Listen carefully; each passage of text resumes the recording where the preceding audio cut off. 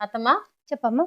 శివరాత్రి రోజు చేయకూడని పనులు ఏంటో చెప్పండి. అంటే గుళ్ళో పూజ చేసేటప్పుడు కొన్ని మిస్టేక్స్ చేస్తారు కదా, అవును. మెయిన్ గా ఏ మిస్టేక్ చేయకూడదు చెప్పండి. చాలా మంది చేసే మిస్టేక్ చెప్తానమ్మా. ఉమ్. మనం గుడికి వెళ్ళినప్పుడు అభిషేకానికి వెళ్తూ ఉంటాం కదా, పాల ప్యాకెట్ తీసుకొని వెళ్తారు. ఉమ్. ఏదో ఏ అభిషేకం లేకపోయినా ఉట్టి పాలతో అయినా చేసొస్తారు ఆ రోజు.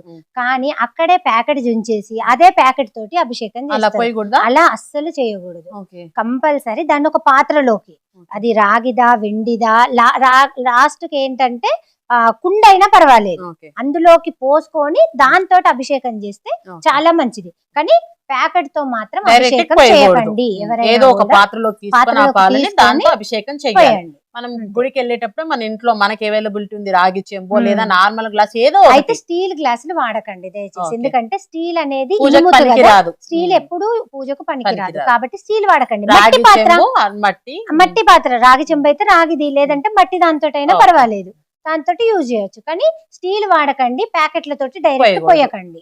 ఓకే. Thank you.